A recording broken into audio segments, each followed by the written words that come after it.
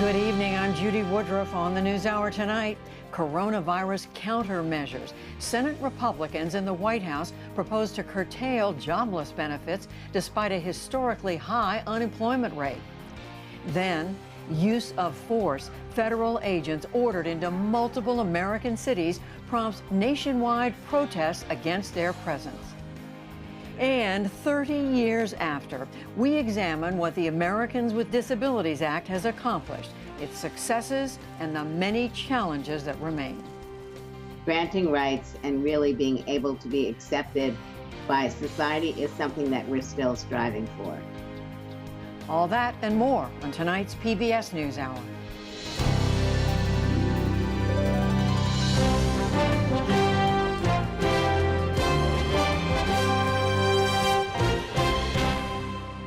Major funding for the PBS NewsHour has been provided by...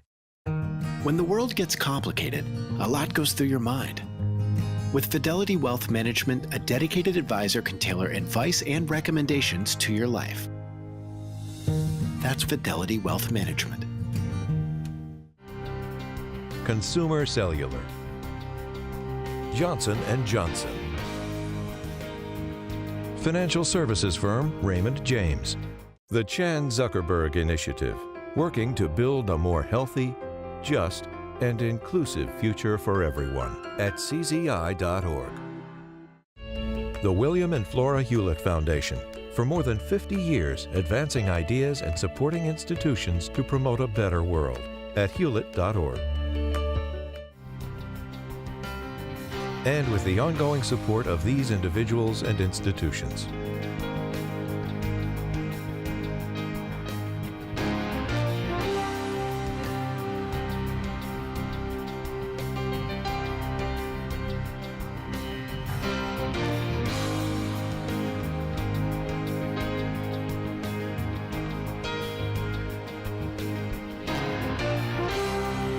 This program was made possible by the Corporation for Public Broadcasting and by contributions to your PBS station from viewers like you. Thank you. Republicans in the U.S. Senate say they are ready tonight with a new $1 trillion COVID-19 relief plan. It comes as the nation's pandemic death toll nears 150,000. It also comes ahead of a Friday deadline for federal jobless benefits to expire. Reports say the Republican bill cuts them from $600 a week additional to $200. We'll get details after the news summary. Final stage trials got underway today in the biggest COVID vaccine study so far. The first of 30,000 volunteers received dosages at sites around the U.S. The vaccine was developed at record speed by the National Institutes of Health and by drug maker Moderna. But the head of the Food and Drug Administration promised that safety still comes first. Although we have gone at significant speed to get to this point, our job at FDA and our solemn promise to the American people is that we will judge based upon the data and upon the gold standard that we have at FDA regarding the safety and efficacy of a vaccine. Presumptive Democratic nominee Joe Biden called for President Trump to commit to no White House involvement in vaccine development. Meanwhile, the White House confirmed that National Security Advisor Robert O'Brien has the virus and is self-isolating. President Trump said today that he had not seen O'Brien lately. Major League Baseball also has an outbreak just days after finally beginning its season. The Miami Dolphins called off tonight's home opener amid reports that at least 14 players have COVID-19. That, in turn, forced the cancellation of the New York Yankees game tonight in Philadelphia, where Miami had played over the weekend. The body of civil rights icon and Georgia Congressman John Lewis has arrived in Washington for one last time. A motorcade carried his casket into the city today, stopping at the Martin Luther King Jr. Memorial, the Lincoln Memorial, and the Black Lives Matter Plaza near the White House. Later in the Capitol Rotunda, House Speaker Nancy Pelosi led the tributes to Lewis. He understood the power of young people to change the future. When asked what someone can do who is 19 or 20 years old, the age that he was when he set out to desegregate Nashville, Lewis replied, "A young person should be speaking out for what is fair, what is just, what is right." Former Vice President Biden was among those paying final respects to the congressman. He will lie in state through tomorrow. 6 American cities are appealing to Congress to bar deployments of federal agents. The mayors of Albuquerque, Chicago, Kansas City, Portland, Oregon, Seattle, and Washington, D.C. made that request today. It followed new violence in Portland and other cities over the weekend. We'll return to this later in the program. South Texas and northern Mexico faced more rain and flooding today from remnants of Hurricane Hannah. The storm made landfall Saturday near Port Mansfield, Texas, as a Category 1 storm. It wrecked boats, tore up marinas, and flooded communities near Corpus Christi. More than 200,000 customers lost power in an area already hard hit by COVID-19. Separately, Hurricane Douglas narrowly missed Hawaii on Sunday, sweeping just north of the islands. The storm brought heavy rain to Maui and piled up massive waves off of Honolulu, but no major damage was reported. In China, the U.S. consulate in the western city of Chengdu officially closed today. It is retaliation for the U.S. shutting down China's consulate in Houston.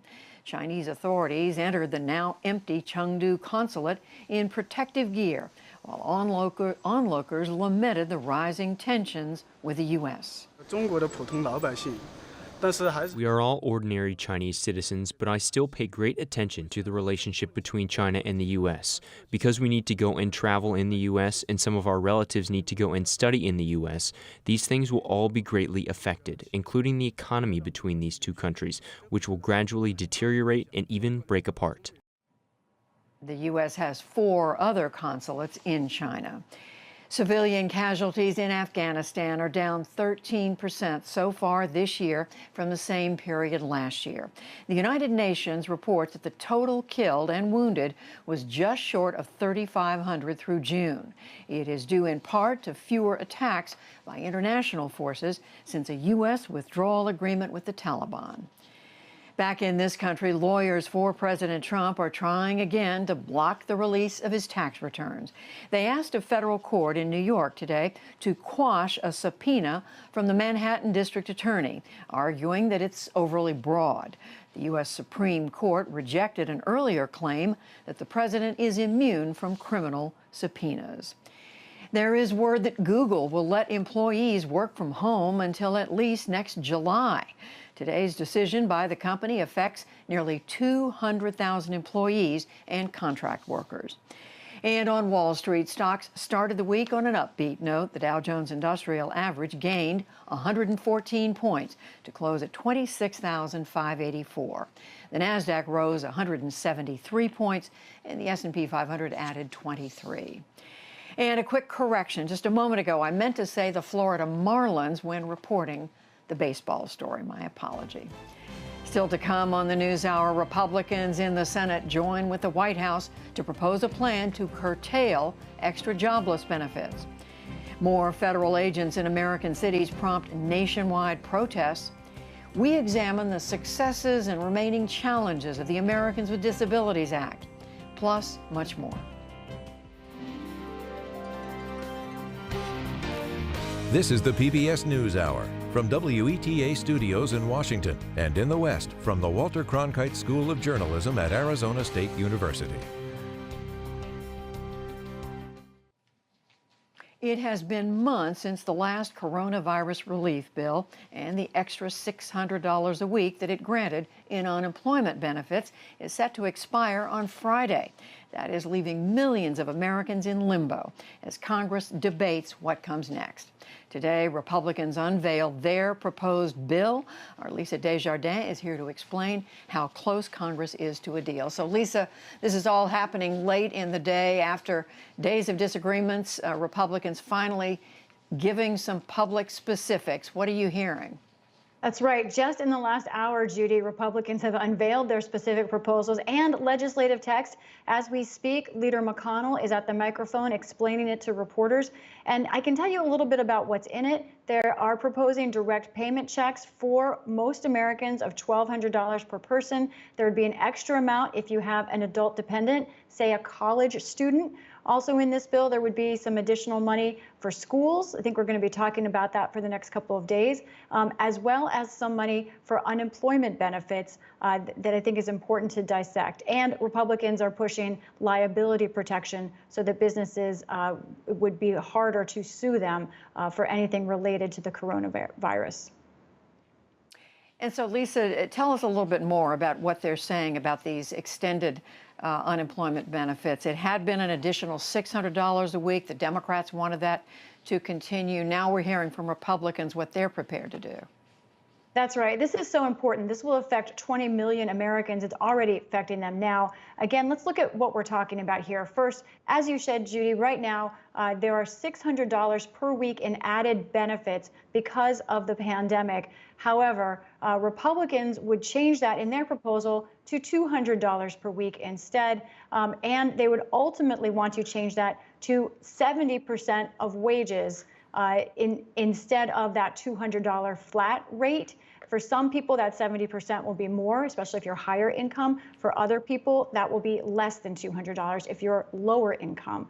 Republicans in general say their philosophy here is that they think this added amount of money for unemployment is discouraging people from staying on the job, encouraging them to stay on unemployment. That's why they want to bring it down to a lower amount.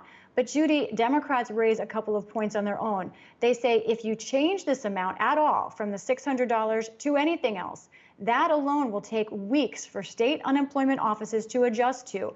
And if you change the entire way of going about it, say to a percentage formula, that could take months. Judy, while the deadline for this money runs out Friday, technically, many of these states have already said that they will not issue this money in the next check. So, Judy, because Congress hasn't acted on these unemployment benefits, we know a week from today, people getting unemployment benefits will see $600 less. Congress may try and backfill that later, but right now there will be a gap for those families. Well, Lisa, with so many people dependent on whether it's these expanded unemployment benefits or other aspects of this relief plan, when does it look as if there could be an agreement, a deal? Let's look at the calendar. It's very tight, Judy. If you look at just today, for example, here's Monday. Congress on Friday faces that unemployment deadline when money runs out for these enhanced benefits. Then if you look at the next date on the calendar, that's the end of the first week of August. That's when Congress wants to leave almost until November. Now, what other dates are on our minds? August 17th, that is when the Democratic convention begins. So Congress really is trying to get all of this done in 2 weeks. But Judy, they are very far apart. Republicans don't even agree amongst themselves. It's not clear that this proposal I've talked to you about could pass amongst Republicans, much less Democrats, who now are sitting down with Republicans to see if they can make a deal. They're very far apart at this moment.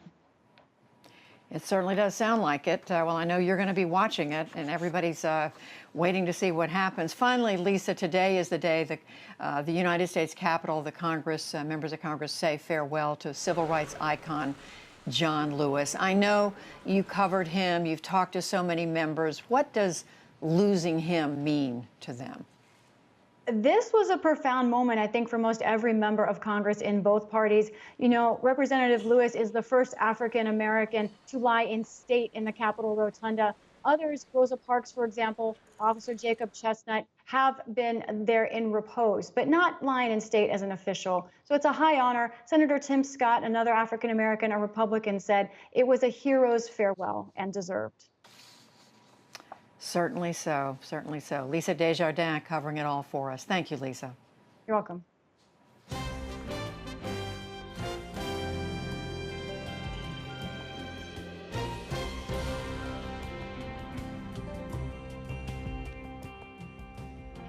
Protesters and police again clashed in a number of U.S. cities over the weekend.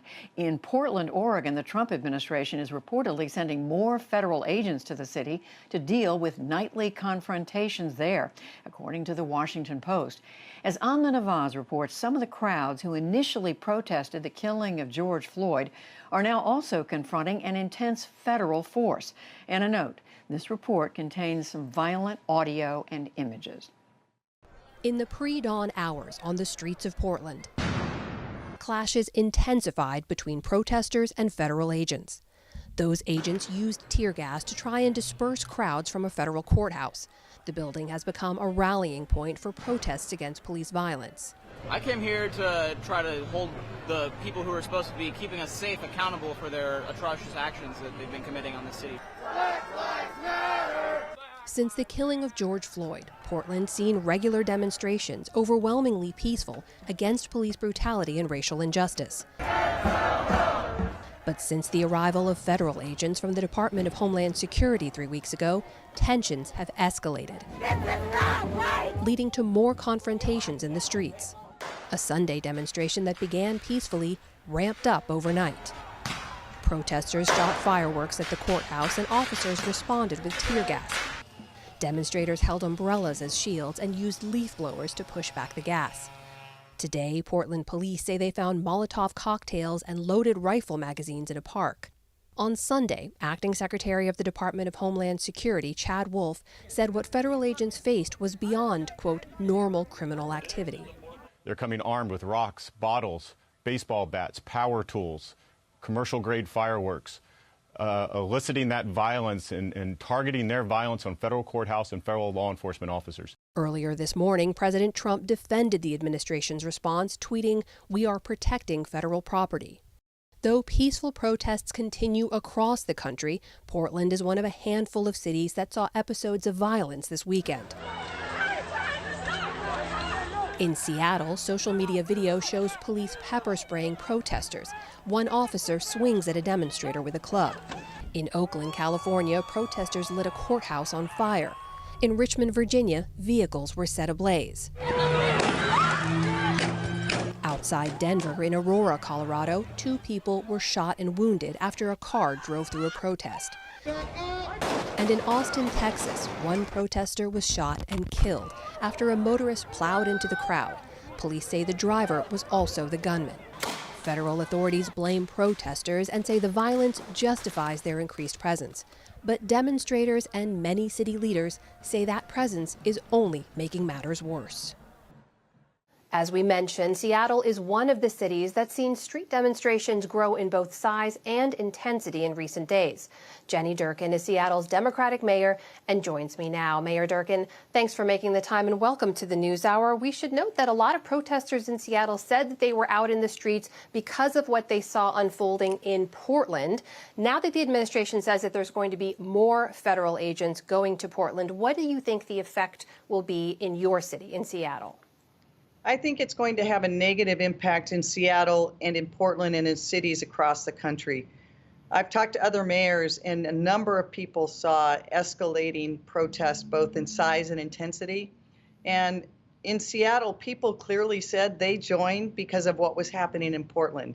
In fact, the largest protest was designated as a protest in solidarity with Portland. I think adding agents is the wrong direction in Portland. I think that we need to have a strategy that does not escalate tensions, but actually resolves them. Let me ask you about some of your conversations with the administration, though, because you have been in touch with the Acting Secretary of Homeland Security, Chad Wolf. You said it was as recently as Thursday afternoon. You made it clear you don't want federal agents coming to Seattle. By Friday, there were reports that federal agents had deployed a tactical team to Seattle. So help us understand, when and how did you learn that there were federal agents in your city? So on Thursday, I spoke with the acting secretary, made it clear to him what our position was, and he told me that they were not going to surge agents to Seattle, that he did not see the need to do so. We then learned shortly after that from media reports that agents had indeed landed in Seattle. We asked for clarification. We've gotten some assurances that they are there just on standby if there is the need at a federal property. But we've had additional conversations both with the United States Attorney here, with the Department of Homeland Security, and we've also asked for congressional help because we want to have clear understanding of what the federal agents are going to be doing here. The worst thing for Seattle would be if things escalated like they did in Portland. And we really want to avoid that. We're urging all protesters to be peaceful, but we're also urging the federal government, please, we don't need you to take the steps here in Seattle that you're taking in Portland. It's the wrong thing for Seattle. Mayor Durkan, to be clear, since there are already federal agents in your city, do you know how many there are, what their mandate is? Do you know if they've already been operating in any way or arrested anyone? To our knowledge, they have not arrested anyone, nor have they been doing any visible operations. We have not had any direct protests at those federal facilities, so it is unclear how many agents are there or what posture they would take. It's one reason we are continuing to ask for clarification from the Department of Homeland Security to make sure that we don't see the kind of surge and escalation here in Seattle that we've seen continually in Portland. But we also are planning as if that could occur and taking the steps we need to do to make sure that the community understands what the potential is, and really asking people to protest peacefully. You know, we want to make sure that not only do we not have that kind of escalation, but it seems in Portland that there are two people in the federal government is intent on having the fight, and there are some people in that crowd who are intent on giving them the fight. And we don't want that happening in Seattle. Mayor Durkan, I should point out your critics will point to the fact that for weeks, protesters several weeks ago had basically taken control of a few downtown city blocks. Your police chief had to go in earlier this month with heavy machinery and riot gear to clear that area. There was already concern about violence over the weekend. The police chief called it a riot on Saturday night. Do you think that the presence of federal forces could help quell these protests before they get out of control, and something similar to what happened before happens again, where protesters are able to take over some chunk of city space? I think that when you saw that the area on Capitol Hill that we were able to return to normal, that our police were able to go in there and clear that area with very little conflict and restore it back to a place that all the neighborhood and businesses could enjoy it. Contrast that what's going on in Portland, where night after night after night, it is proven that what they're doing is not working. They have not quelled anything. To the contrary, they have escalated it. So I do not believe that there's any evidence whatsoever that any of the strategies that the president is trying to employ will lead to peace. And I don't think he wants it to. He's been very clear that what he is doing is targeting cities that are led by Democrats to show that there can be division and a lack of law and order so that he can run on that as a president. That kind of political maneuvering of law enforcement really is un-American, and I think it's dangerous for us to go down that path. Mayor Durkan, very briefly, you weren't told before the current federal team that's on the ground in Seattle was sent in. Do you have any assurance you'll be told in advance of any further deployment?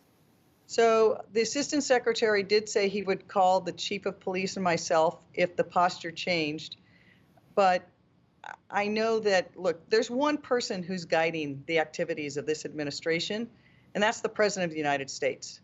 And so regardless of assurances that anyone else might give me or any other local government official, we have to take the president at his word. And he keeps escalating his rhetoric, and then the behavior follows that rhetoric. And so as a mayor of a city, I will tell you, I do need the federal government's help. I need more testing for COVID-19. I need to make sure that as this health emergency gets worse, that my hospitals can withstand it. I need the kids who are not going to be back in school to be able to learn. That's the kind of help we need from this federal government that we don't get. A president should step forward and lead the nation. And instead, he's dividing the nation. And I think it's a really dangerous time for America to be on this point of inflection in our history. And what our choices today will decide what happens for generations of Americans to come. That is the mayor of Seattle, Jenny Durkan, joining us tonight. Thank you so much, Madam Mayor. Thank you very much.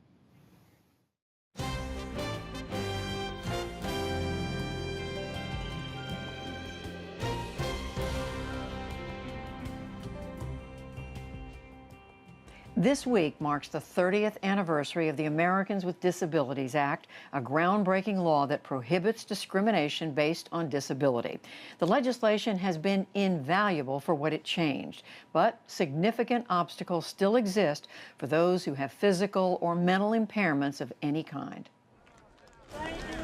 When President George H.W. Bush signed the law in 1990, it guaranteed new protections for work, education, access, and transportation, among other rights. Many of the physical accommodations that are now commonplace only came to pass after the ADA became law. In fact, as seen in the Netflix documentary Crip Camp, it took longer to guarantee these basic civil rights than it did for other groups, including Black Americans, Latinos, and Asians. And a generation of advocates took to the streets to demonstrate and protest through the 1970s and 80s. But even after all this time, the challenges for people with disabilities remain enormous. Just 32% of working-age Americans with disabilities have a job. People with disabilities also live in poverty at more than twice the rate of people without disabilities. We're going to explore these questions more in a moment. But first, the NewsHour spoke with a number of Americans and asked them to reflect on what it means to live with a disability today. My name is Brittany Wilson. I'm from Brooklyn, New York. I'm a disabled civil rights attorney. I have cerebral palsy. Hi, my name is Bill Krebs. I live in Philadelphia, Pennsylvania. I'm a person with a disability myself. You may not know it. It's a hidden disability. My name is Elizabeth Bostick. I am first and foremost the proud parent and humble servant of King James. He has a rare disease called kernicterus, which is caused by severe jaundice at birth. I'm Jen Deerenwater. I'm a citizen of the Cherokee Nation of Oklahoma. I'm also bisexual, two-spirit, and I am multiply disabled with chronic illnesses. My name is Alice Wong, and I'm a disabled activist in San Francisco. My name is Max Barrows. I am a person on the autism spectrum. I speak up for people with disabilities throughout the state. I think it's safe to say that my life wouldn't be anything that it is right now because the ADA literally gave me my rights as a disabled person. The fact that I was able to attend law school and receive accommodations and to be employed as an attorney. But I think also as a civil rights lawyer in particular, I know the limitations of the law. That's what the ADA is. At the end of the day, it's just a statute. It gave us the bare minimum, which is our rights. And rights are not anything if they're not enforceable. Well, before that, the ADA, kids like myself were segregated in school. We didn't have no education. We were never heard, never seen, never did anything. Employment was the hardest thing for people with disabilities. We were placed in shelter workshop programs where we just sat there and did nothing. We did some minimum wage jobs. We made a whole dollar. Wow. I was there for 10 years of my life. I thought as a person with a disability, I would go nowhere. So I started being a self-advocate. When I think about ADA, the key word for me is access. And that coupled with a number of other disability laws really gave everyone the ability to have access to whatever tools were necessary, any reasonable accommodations were necessary to be able to live as independently as possible. And so as his mother, of course, one of my primary concerns is, can he effectively communicate his wants, his needs, his desires, to live the life that he wants to live and to be in charge of it. And so a lot of technology has been built as a result of that because there was a demand for it. One of the caveats of the ADA was to try to stop the institutionalization of disabled people. Well, that's not really ended. Yes, we do have more options, but disabled people are being institutionalized all the time. I can't tell you the number of times I've had medical providers or, healthcare workers try to put me in a nursing home. I don't need to be in a nursing home. Just make sure I have a disability accessible apartment and a home health aide, and I can mostly get by on my own. I do think, especially with the pandemic, my right to health care and to be protected from discrimination is really important. I am legit worried about coming down with COVID-19 and not being a priority or considered a life worth saving.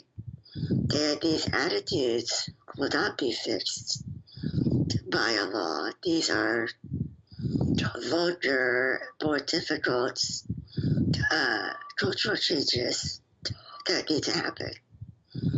And that takes time. We're still not seen as independent or productive people in many areas because we rarely are given the opportunity to prove ourselves. And people should let us be in the driver's seat of making decisions for ourselves. And who knows us better than we know ourselves? Let's look at the changes and the challenges with a pair of activists from two different generations. Judy Heumann is a lifelong civil rights activist. She sued the New York City Board of Education to become that city's first teacher to use a wheelchair. She's led numerous protests to force institutions and public buildings to become more accessible. And she served as a special advisor on disability rights for the U.S. State Department. And Carrie Gray helped organize people with disabilities in a protest just last month in front of the White House as part of Black Disabled Lives Matter. She is with the American Association of People with Disabilities. And we welcome both of you to the NewsHour. Judy Heumann, this has been a cause for you going back to your days as a teenager. What does this particular anniversary mean for you when you think about the contributions of the ADA? I think the Americans with Disabilities Act is an amazingly important piece of legislation. It has allowed us as disabled people to see that our coalition work over the decades before 1990 resulted in an acknowledgement on the part of the Congress that discrimination was pervasive across the United States and that it needed to intervene to grant us our rights. That being said, like many of the previous speakers have said, granting rights and really being able to be accepted by society is something that we're still striving for. And I think when we look at the fact that the built environment, including interpreters and captioning and other types of accommodations other than employment, we've made really great progress. But when we look at the data in the area of employment, I think that really speaks an amazing amount about how much further we have to go. And those figures are pre-COVID.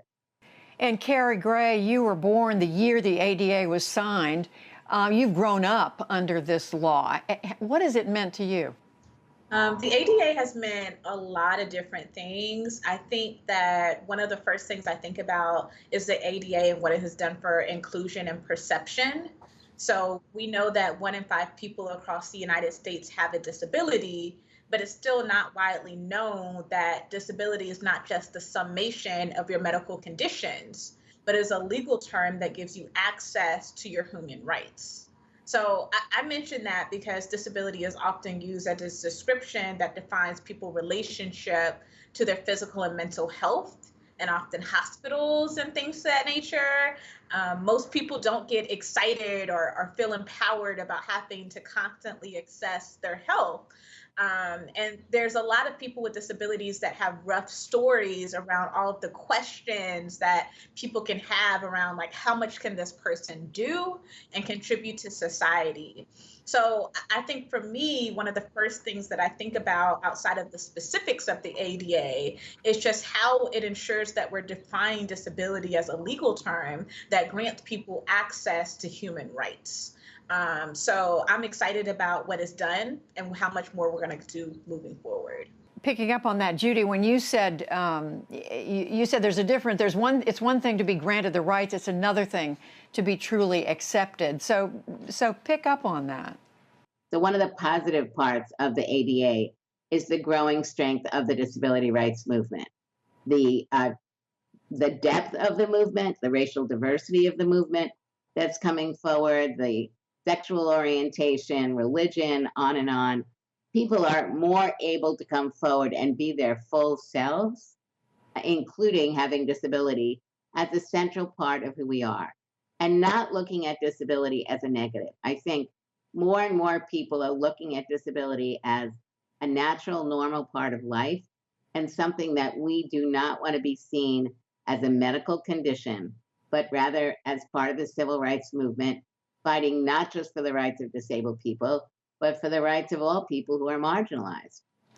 And Carrie Gray, those are exactly the kinds of things I hear when I talk to people with disabilities of all ages, and especially the younger generation. When you think about priorities during your lifetime, what are they? What do you most want to see change?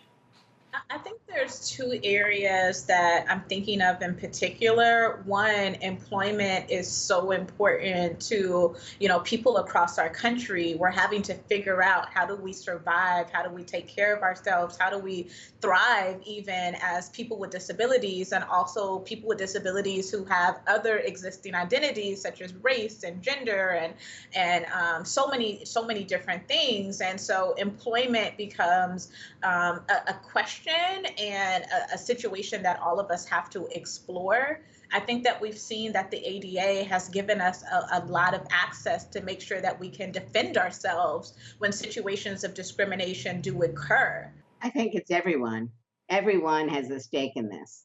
The entities that are not allowed to discriminate need to understand not only what discrimination is, they need to understand what the remedies are. And I think in many cases, and COVID is a great example, people being denied the right to work at home who have disabilities or didn't have disabilities, and how we were able to really quickly convert over to virtual.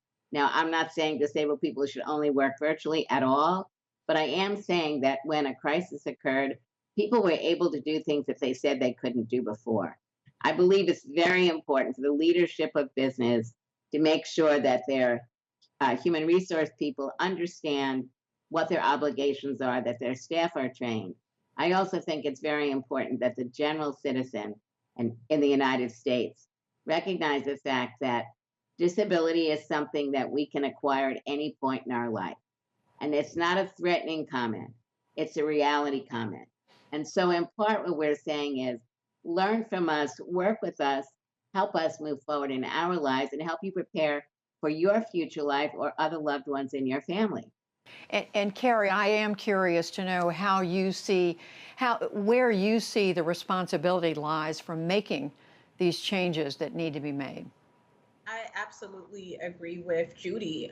Everyone has to do their part to ensure that we not only have this piece of legislation, but that it is being enforced throughout everyone's entities. And so as an individual, we have to get to the point where we are documenting our experiences and we're speaking out against any situation that can be harmful to us as individuals and our community. The company has to make sure that they understand what their role is in this and how they can be creating environments that are inclusive of all people, including people with disabilities. So I think when all of us play our role, government, company, the individual, we are actually getting towards that journey and success of full disability rights. We have a long way to go. Well, it's something for all of us to think about on this 30th anniversary of the ADA. I do hope all Americans spend some time thinking about their responsibility. Judy Heumann, Carrie Gray, thank you both. Thank you.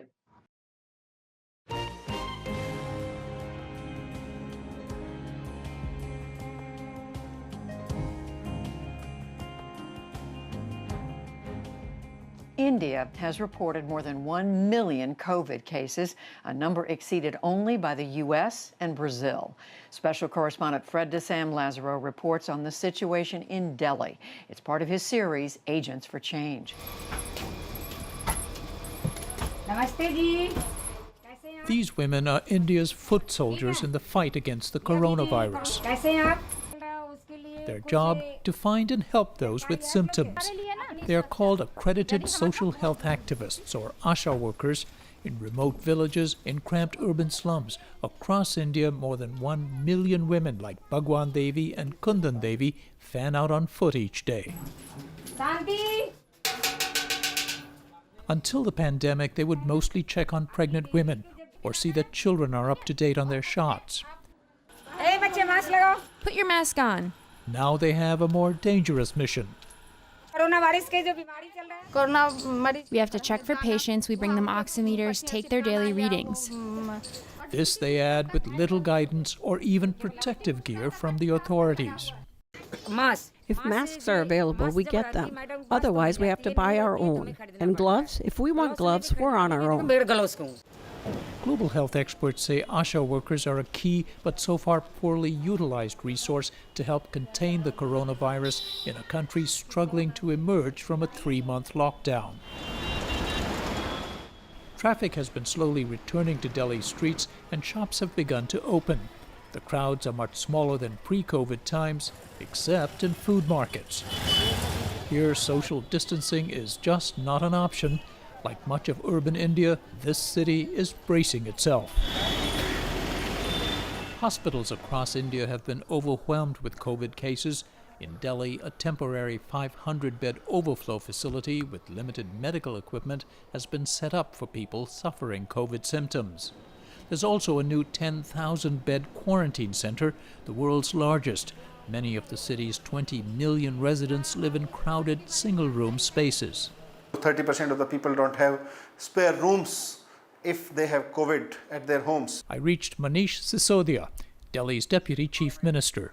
For people who feel any discomfort, even if they are in asymptomatic conditions, they can be brought to these centers. As Delhi prepares for a surge in COVID cases, there's been little evidence of any surge in economic activity several weeks after the lockdown ended. Sir, there's no work. There's just no work. Across the city each morning, tradesmen wait at labor chowks or exchanges for employers or their agents to come by with work offers, usually in construction. Like the majority of workers in India's economy, they are informal or off the books, paid by the day, so no work means no pay. I have 3 daughters. Our family's in a terrible situation. We get food from here and there, and I'm not alone. All poor people are in this situation. The poor often suffer the worst because they have the least ability to gain access to basic essential services during those periods. Raj Punjabi is a Harvard physician who also heads Last Mile Health, a group that serves hard-to-reach regions in developing countries. Punjabi says the government ended the lockdown to ease the extreme economic hardships, but it still doesn't test enough people for COVID and, critically, isn't properly tracking contacts of those who test positive. Then essentially one person goes on to infect 3 people. And if that scenario plays out just 10 times, the first case will have led to more than 59,000 cases. But if any one of those first few patients was isolated, you dramatically stop the transmission rate. Frankly, it was hard to manage because in India, systems are not online. Besides not being online, he admits, Delhi had a rough start. Test results took 2 to 3 days, allowing infections to spread. Testing capacity still lags far behind cities like New York, but it has quadrupled since the early days, with a fleet of mobile units testing some 25,000 people per day, and with quicker results. Now you can get the result in maximum 1 hour, so that is helping. India's government is also touting an app that lets smartphone owners know of any nearby active COVID cases. The government says it's had more than 100 million downloads. The problem is not everyone owns a smartphone, including many ASHA workers. They are officially classified as volunteers, so they get no benefits and a monthly stipend as low as 1,000 rupees or $13. I don't have the salary. I can buy gloves or pay the rent or feed myself. What do I do? We're scared because if they're positive, we have to touch their bodies. We can only hope that we don't become sick. For all the extra work with coronavirus, we get nothing. The 1,000 rupees we get, will that even buy medicines if I get sick? We've neglected these frontline and community health workers, and often we've neglected women in the workforce, especially poor women.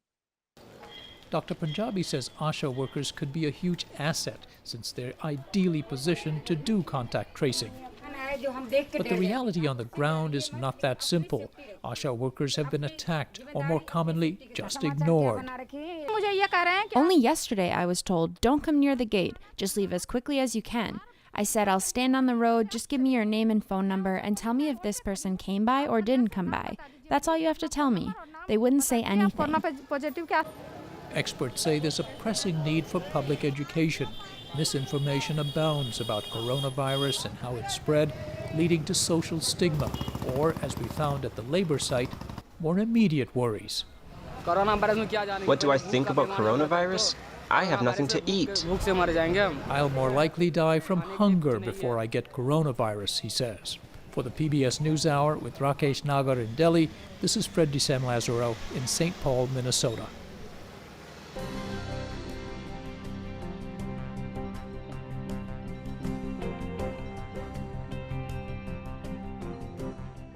There are less than 100 days until President Trump faces a Democratic opponent on Election Day in November. John Yang has this week's analysis of the emerging political landscape.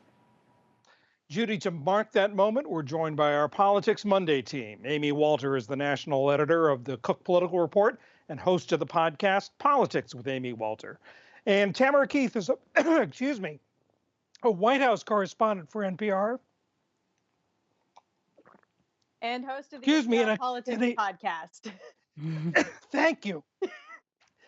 We are 100 days out. Oh, excuse me. We are 100 days out.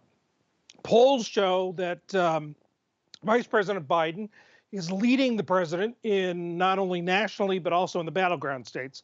I have so many Democratic voters come up to me and ask me, given what happened in 2016, is this time different than 2016? Tam, what should I tell them?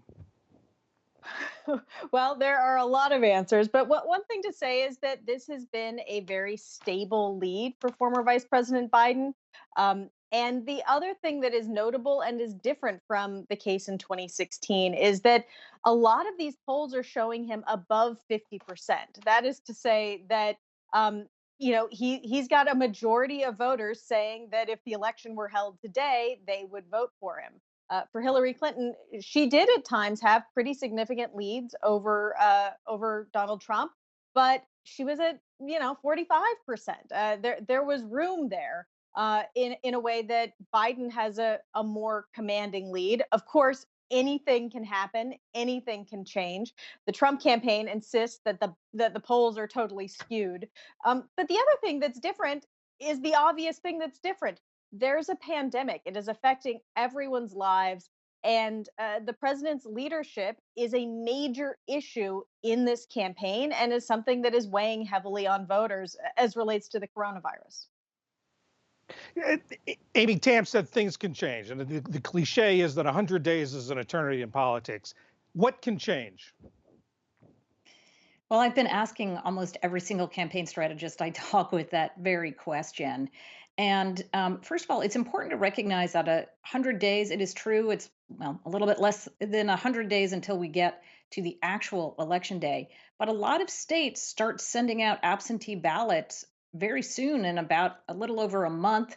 The state of North Carolina, for example, sends out its ballot. So people are going to actually be receiving ballots in the mail in a lot of these states before we even hit October. So that's a very important thing. The number one issue in my mind is what happens on the pandemic, on the coronavirus pandemic. As Tam pointed out correctly, this is what's driving everything, and it was the major difference between now and 2016. But even if something changes, there's a vaccine that's clearly in the works that maybe gets to go out early 2021.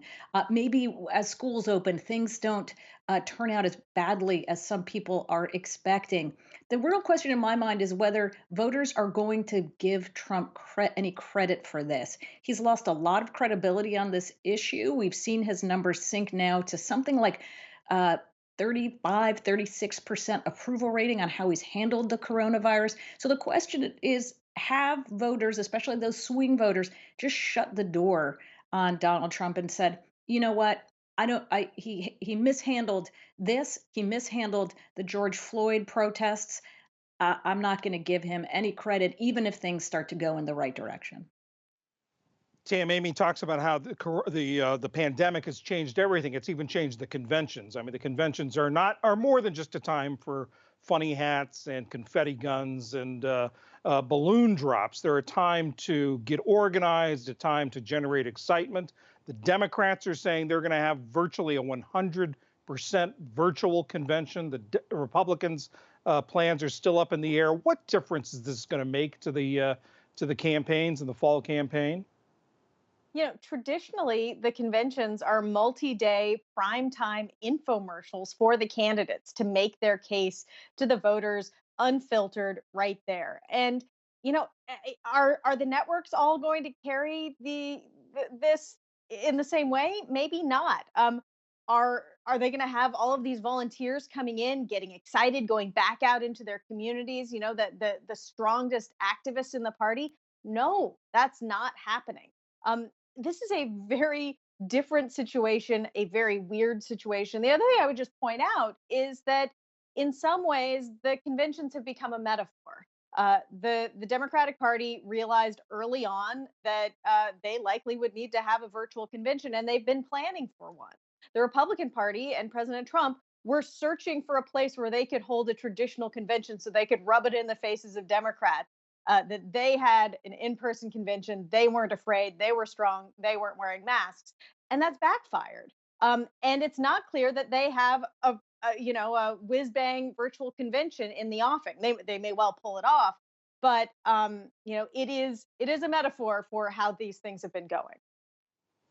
Amy, is this putting pressure on the Republicans now that the Democrats have this virtual plan, this virtual convention plan? When you look back over the last 20 so years, what you find is incumbent presidents rarely get a bump from the convention. It's usually the challengers that do. For example, Bill Clinton got a huge bump after his convention in 1992. So the pressure really is on the Biden campaign. And quite frankly, I think that is going to be more fascinating, in part because not only have we never had a virtual convention, but never have we gone into a convention where the presumptive nominee has spent so little time actually in front of voters. This is going to be the first opportunity for most voters to actually get a sense of who this guy is and to see him it's a very different kind of environment, but still in a public environment like we haven't seen him before. Amy Walter, and thanks to Tamara Keith for the assist in the introduction. Thanks. That's Politics Monday. Thanks.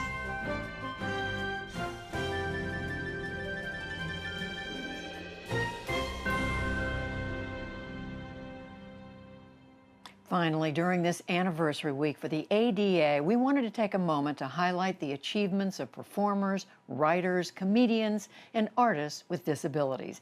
Their work was featured in a special ceremony streamed over Facebook called ADA 30 Lead On.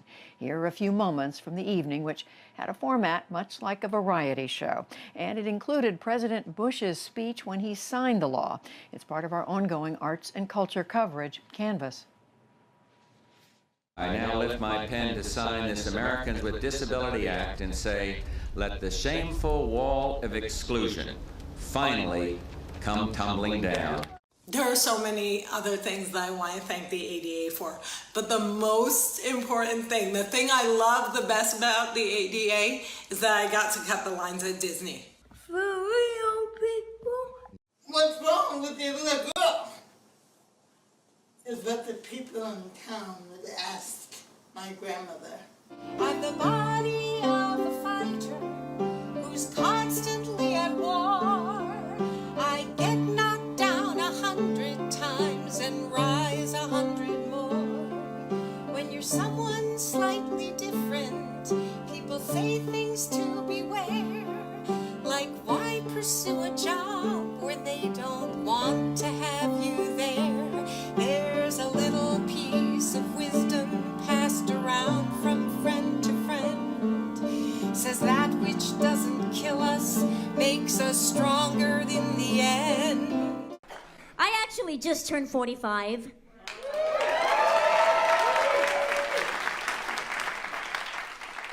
Okay, like 2 years ago. And I know a lady is not supposed to tell her age, but I don't care, because at least I'm still at my birth weight. Somewhere over the rainbow, skies are blue, and the dreams that you dare to dream really do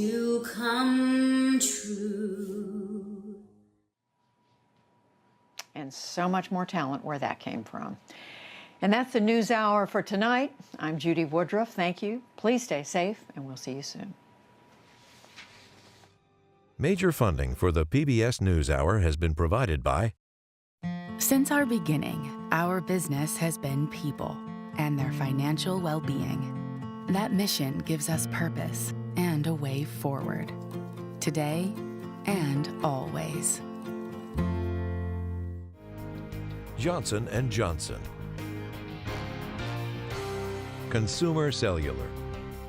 The Candida Fund, committed to advancing restorative justice and meaningful work through investments in transformative leaders and ideas. More at candidafund.org.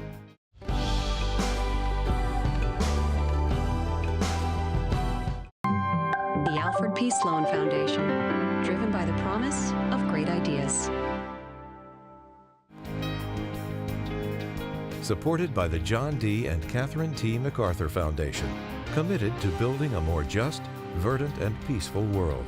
More information at macfound.org. And with the ongoing support of these institutions.